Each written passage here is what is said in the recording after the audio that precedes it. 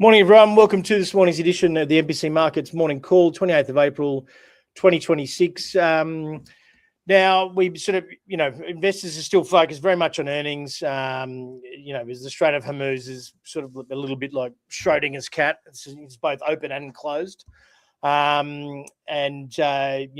Essentially tech's doing very well, semi's doing very well, although we did have a break in the SOX index, which is the Philadelphia Semiconductors Index, which managed to notch up 18 straight consecutive positive sessions until last night. There's not much talk around, the Strait of Hormuz and the Iran-US conflict at the moment, because they're all talking about the, apparent assassination attempt on members of Congress or the cabinet, US cabinet, and President Trump at the White House, White House Correspondents' Dinner. Trump used it as a platform to get the legal flies off his back in terms of the what I'm assuming will be called the Trump Ballroom at the White House. And it was, he had a 60 minutes interview lined up as well. So, obviously there's a few, conspiracy theories floating around that every time he's in trouble, someone tries to assassinate the guy. This is the third attempt now. Whatever, I don't necessarily need to be buying into that. It's not really market related. There's no traffic going through the Strait of Hormuz. Basically, we're 58 days to normal supply. There's still a troop build-up. He's still talking tough, and then he's not talking tough, and then there's peace talks, and then he's talking tough again. So essentially, we are exactly where we were for the first 6 weeks. No one knows. Nvidia popped. Google, Micron, and Intel were probably the better performers overnight.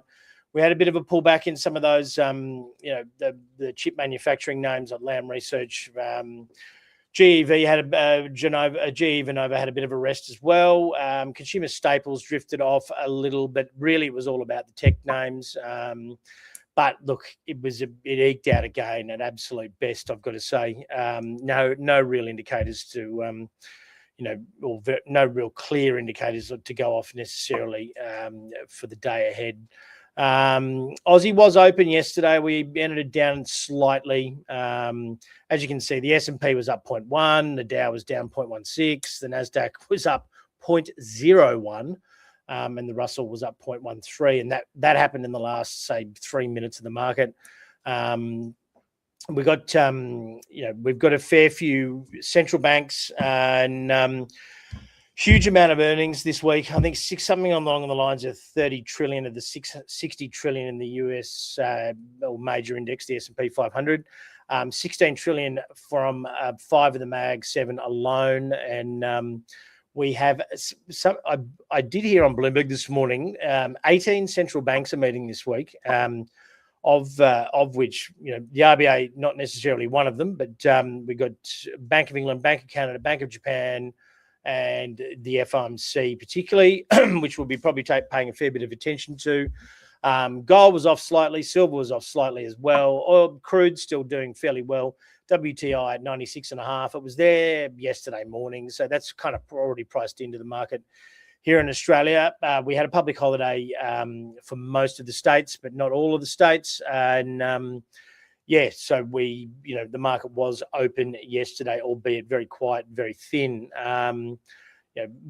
These industrial metals drifted a little bit lower, but it's just this balance at the moment between, oil obviously not budging at 96.5 and Brent at 102, and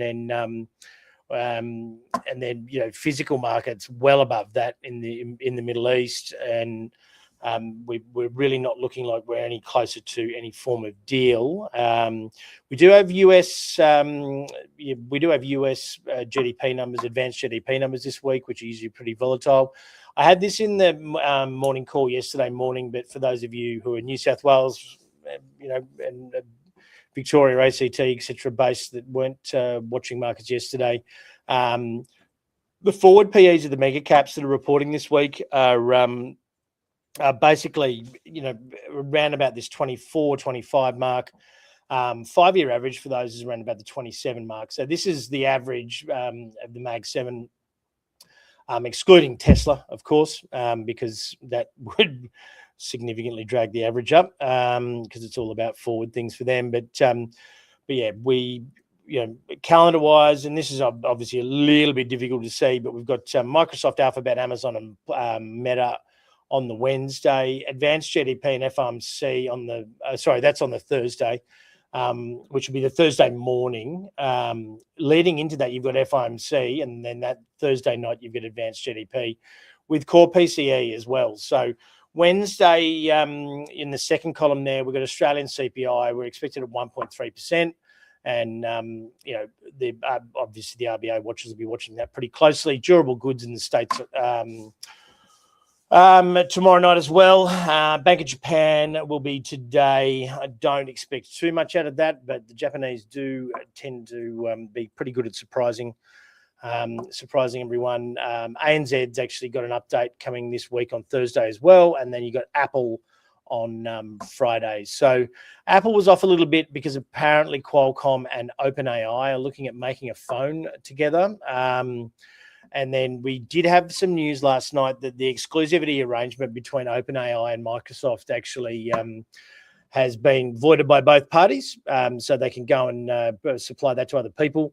I think that's, Microsoft was off quite a bit on the back of that. At one stage, it was off about 5%, but I think that's probably more, Microsoft's not giving up an exclusivity arrangement if they think that OpenAI is the platform moving forward. So that may be a bit of a window into potentially some poor sales on the AI side or the ChatGPT side from and with Microsoft potentially.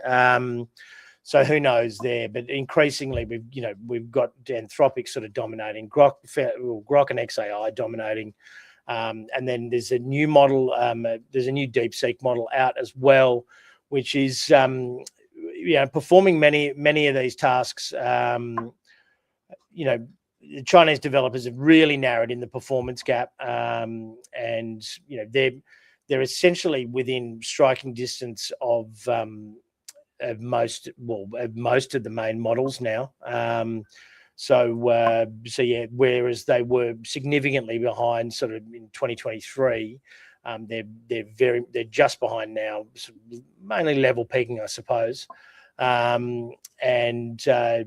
China's research blitz for AI, they have now, they've registered 3 times the amount of patents in AI than their closest rival in the US in the last sort of 3 years. So we've got, like I said, we've got a lot ahead for the week ahead.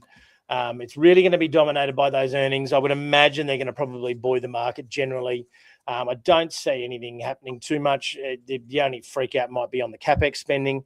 You probably see if they read the room and maybe tame back or whatever on the CapEx side, they'll probably see a bit of a bid. I would expect most of them will follow the same path as Meta and in reducing staff due to AI, and that's usually good for share prices as well. For those of you who are not, we are at record highs, albeit in the Nasdaq by 0.01%, and 0.1 in the S&P 500. For those of you who don't want to be buying up here and you think that the market's going to peel off, we've got buy the dip in the S&P 500 index, which is our new strategy. It's around about the 6-to-1 leverage mark. Seasonally, particularly in a midterm year, there's a very reliable dip between the middle of May and the middle of October. So scan the QR code, go and have a look at the videos on the landing page and grab the PDF. Statistically, it's a very good setup for this strategy. It only happens once every 4 years. And you get long the S&P 500 at the lowest Monday closing price or settlement price in the S&P 500 over the course of that first 6-month period, and that's your entry. And then you've got from middle of October out, you've got 2.5 years for it to play out, which just so happens to coincide with the the Trump presidency, and we all know that Trump's pretty much obsessed with the share market overall. well, that and himself. So yeah, but nothing much. I think the SPI was down around about 50 points or thereabouts overnight. Don't expect too much today, considering what's going on, in the forward calendar for this week. So expect a pretty quiet day, and yeah, we'll speak again tomorrow. Cheers, guys. Feeling lost with investing? Meet Mosaic. Mosaic is MPC Markets' platform that turns confusing markets into clear, actionable guidance for your portfolio. Discover Mosaic today. Portfolio and trade ideas in one place for clients and subscribers, powered by MPC Markets.